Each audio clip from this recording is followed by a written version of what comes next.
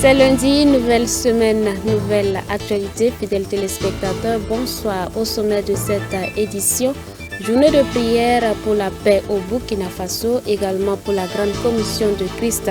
C'est une initiative de l'organisation évangélique appelée Chaque Maison du Monde. Également dans cette édition, nous parlerons de célébration des 35 ans d'existence de Cephise Benaja, week-end dernier. Fidèles téléspectateurs, bonsoir. Une fois de plus, bienvenue de l'appétit pour vous qui êtes à table. Tout d'abord, selon un communiqué conjoint signé par le ministre d'État, ministre en charge de la communication du Burkina Faso, Jean-Emmanuel Ouédraogo, le ministre d'État, ministre en charge de l'administration territoriale du Mali, le colonel Abdoulaye Maïga, et le ministre en charge de la jeunesse du Niger, le colonel-major Abdourahmane Amadou. Ces trois pays de l'AES se retirent officiellement de la CEDEAO à compter de ce dimanche 28 janvier 2024. Et puis la République fédérale de Russie a offert 25 000 tonnes de blé au Burkina Faso. Le don a officiellement été réceptionné ce vendredi 26 janvier à Ouagadougou par le ministre en charge de l'action humanitaire, également celui de la communication, un don qui vient témoigner la bonne santé des relations entre la Russie et le Burkina Faso. On voit cela avec Abibalaï Bourema. Lors du sommet Afrique-Russie tenu en juillet dernier, le président Vladimir Poutine avait promis d'offrir gratuitement 200 000 tonnes de blé à titre humanitaire à 6 pays africains dont le Mali, le Burkina Faso, la Centrafrique, l'Érythrée, le Zimbabwe et la Somalie. C'est désormais une promesse qui se concrétise puisque le Burkina Faso vient de recevoir 25 000 tonnes de céréales qui vont permettre de soulager les populations vulnérables en termes d'assistance humanitaire, surtout aux personnes déplacées internes sur le site d'accueil et les populations réinstallées dans les localités reconquises.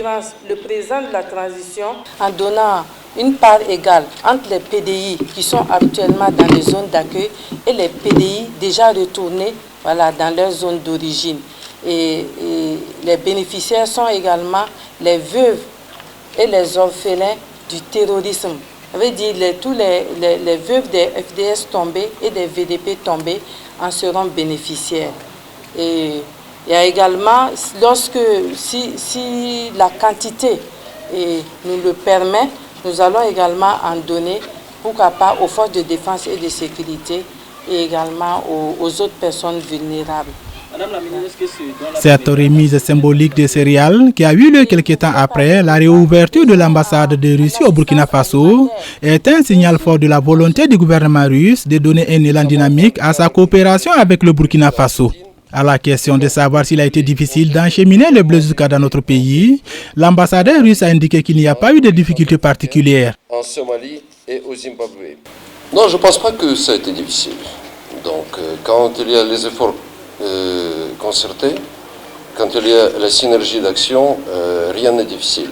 Je pense que nous avons bien travaillé avec la partie burkinabé, avec la représentation diplomatique du Burkina Faso à Abidjan. On a su gérer correctement le processus de débarquement, de déchargement du bateau. Et voilà, nous sommes ici pour visionner, pour donc mémoriser cet événement très important.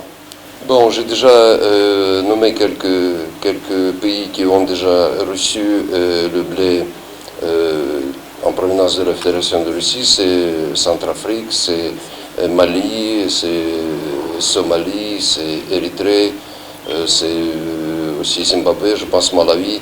Donc il y a pas mal de pays qui ont été désignés par le président Poutine pour la distribution du blé russe. Mesdames et messieurs, prenant la parole à cette cérémonie, le ministre burkinabé en charge des Affaires étrangères, Karamoko Jean-Marie Traoré, a exprimé la gratitude du gouvernement et du peuple burkinabé au président de la Russie, Vladimir Poutine et son peuple. Il a affirmé que cette action de la Fédération de Russie témoigne de la bonne santé des relations qui lient le Burkina Faso à la Fédération de Russie. Nous vous l'annoncions en titre. Œuvrant au Burkina Faso depuis 1995, l'organisation évangélique appelée CCM, chaque maison du monde a organisé ce samedi 27 janvier 2024 sous l'égide de la Fédération des Églises et Missions évangéliques du Burkina Faso un rassemblement de prière pour la paix au Burkina Faso, mais aussi l'avancement de la Grande Commission de Christ. Pratiquement toutes les autorités ecclésiastiques de notre pays y ont pris part. On voit cela avec Abibalaï Borema, Yannick Kaboré.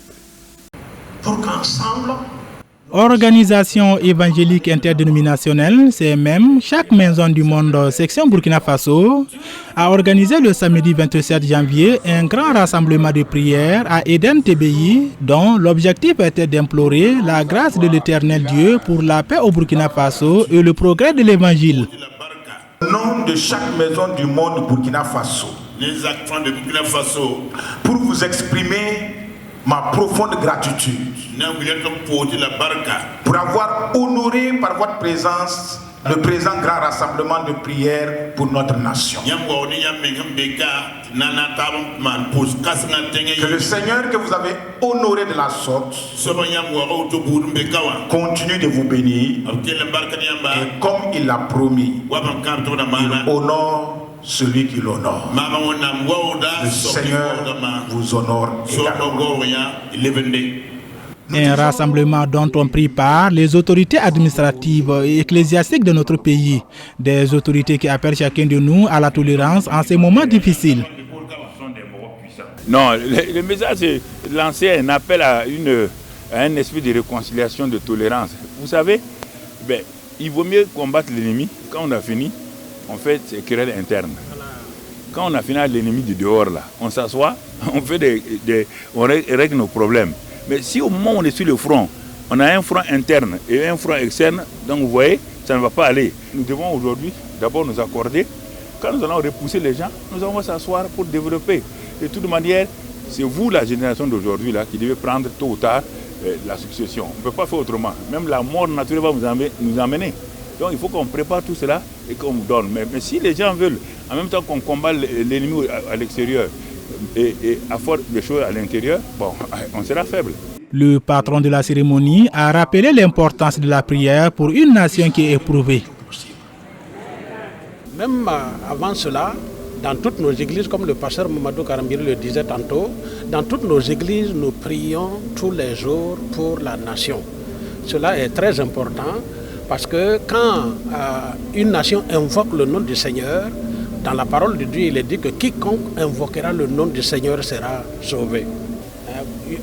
Pour être unis par le lien de l'esprit, pour nous élever au Seigneur. Alors donc, cela traduit notre unité, non seulement entre nous, mais cela traduit aussi notre unité avec nos autorités politiques, pour qu'ensemble, nous puissions vraiment porter cette nation devant le Seigneur. Présent à la cérémonie, le ministre de l'administration territoriale, de la décentralisation et de la sécurité a affirmé que le gouvernement attend de toutes les confessions religieuses un dialogue franc entre elles et que chacune fasse la promotion de la cohésion sociale dans ses prêches. Il faut saluer cette initiative, c'est une excellente initiative. Nous sommes dans un pays composé de plusieurs croyances et aujourd'hui la Fédération des Églises évangéliques organise une prière, pas seulement pour leur communauté, mais pour toute la nation. C'est un acte à saluer parce que nous avons besoin de ce genre d'approche. Ça permet non seulement d'affermir la foi de leurs fidèles, mais aussi d'avoir des bénéfices au profit de la nation parce que nous sommes tous croyants. Nous attendons des églises évangéliques et notamment de toutes les confessions religieuses un dialogue franc entre eux, que chacun promeuve dans ses prêches la cohésion sociale et c'est ce que nous attendons des communautés évangéliques mais aussi des autres communautés du Burkina Faso. CMM, chaque maison du monde œuvre au Burkina Faso depuis 1995. Sa vision est de servir l'Église corps de Christ pour atteindre chaque maison et chaque personne en tout lieu avec l'Évangile et faire de tous les convertis des disciples capables de se reproduire. C'était un autre point focal de cette édition. En décembre dernier, le Centre d'éducation et de formation intégrée des sourds et entendants, CEFIS, soufflait ses 35 bougies. Et il était de bon ton donc pour la directrice générale Thérèse Kafando et son personnel de marquer un arrêt pour rendre grâce à Dieu pour ses 35 ans d'existence. On voit cela avec Odette Zonguena, Gédon Tapsova.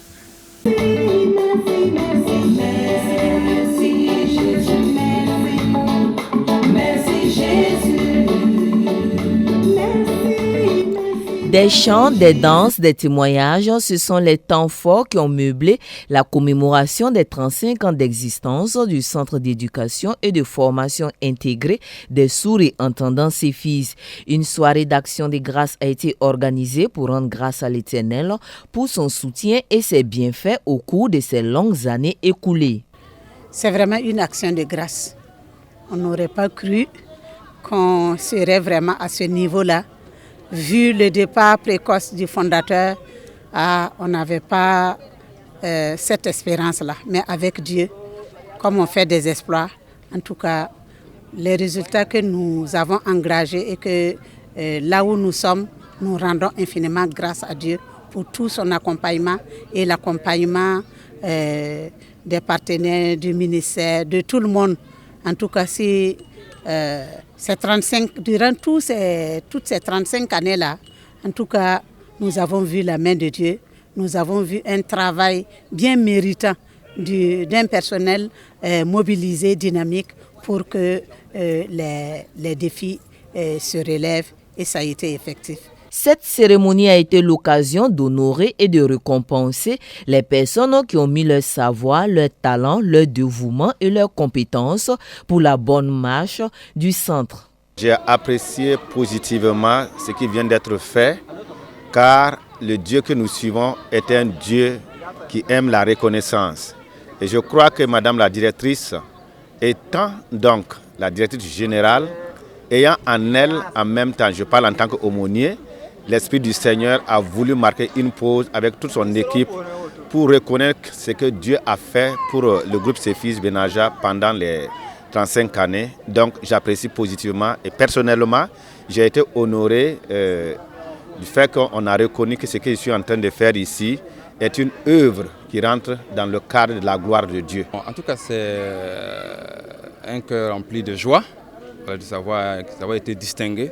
C'est pas de l'ordre de mérite de l'action sur la santé, avec action sociale. C'est une occasion pour moi, en tout cas, de dire merci à Dieu pour tous ses bienfaits. Ces médailles m'interpellent davantage à œuvrer. Parce que quand vous travaillez à un moment donné, on reconnaît en tout cas, que vous avez fait quelque chose. Cela vous encourage en tout cas à aller de l'avant pour mieux faire pour l'intérêt de toute la nation. Créé en 1988 par feu pasteur Abel Kafando, le Centre d'éducation et de formation intégrée des sourds et entendants est la première école inclusive en Afrique de l'Ouest, prenant en compte les enfants sourds et entendants. De 19 élèves en 1988, le centre compte à ce jour 5166 élèves apprenants, dont 920 enfants et jeunes handicapés.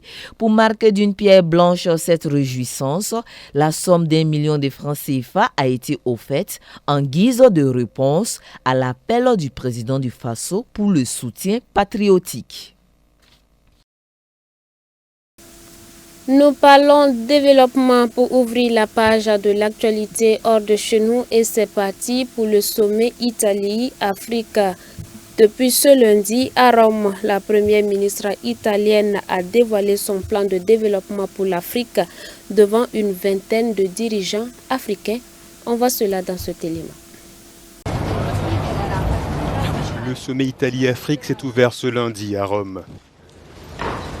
La première ministre italienne, Giorgia Meloni, a accueilli plus de 20 dirigeants africains pour discuter de son plan de développement pour le continent. Le plan Mattei, du nom du fondateur de la compagnie Eni, ambitionne de créer la sécurité et les conditions économiques pour la création d'emplois en Afrique. Selon le gouvernement italien, des mesures ciblées pourraient décourager les jeunes Africains de traverser la Méditerranée. Giorgia Meloni a ainsi présenté une série de projets pilotes dans différents pays qui permettraient à l'Afrique de devenir un exportateur majeur d'énergie. Outre le gaz et l'électricité, le plan couvre les domaines de l'éducation, de la santé, de l'eau et de l'agriculture, entre autres. À l'ouverture du sommet, le président de la Commission de l'Union africaine, Moussa Faki Mahamat, a déclaré que les pays africains auraient aimé être consultés avant que l'Italie ne présente ce projet. L'ancien Premier ministre tchadien a souhaité que les promesses soient suivies d'actions concrètes. Agriculture en Côte d'Ivoire, des cantines scolaires améliorent la vie des agriculteurs à travers un projet du gouvernement qui vise à bien approvisionner les réserves des cantines scolaires. Dans ce champ de 13 hectares situé à Fapara, à 20 km de Korogo au nord de la Côte d'Ivoire, des dizaines de femmes travaillent dans leurs plantations. Ici, on cultive des oignons, de la salade, des choux et des carottes. C'est le même scénario à Nakaha où des femmes du village s'occupent aussi de leurs parcelles. Si ce projet monté par le gouvernement vise à approvisionner les cantines scolaires, il aide aussi à améliorer la vie des villageois. Quand on récolte, il y a une partie qui est vendue et des fois je gagne 40 000 francs CFA, voire plus. Cet argent aide mon foyer quand je suis en difficulté avec mon époux. Et grâce à cet argent, on prend en charge certaines dépenses, y compris la scolarité des enfants. Ce projet de cantine scolaire a donc permis de développer une économie locale dont les femmes sont bénéficiaires.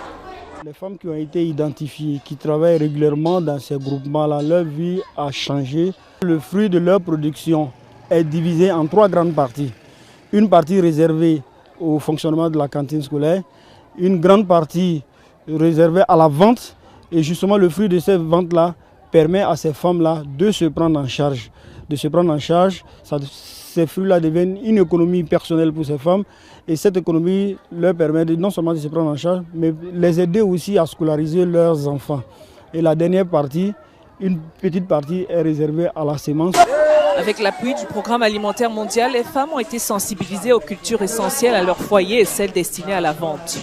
Elles ont même constaté qu'avec les conseils et tout ce qui est encadrement que le PAM a pu apporter, elles arrivent à mieux faire la différence entre les cultures nutritives et les cultures qui sont moins nutritives.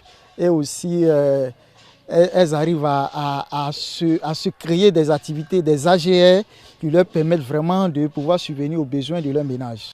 39 000 enfants bénéficient au quotidien d'un repas dans les écoles couvertes par ce programme dans la région du Poro.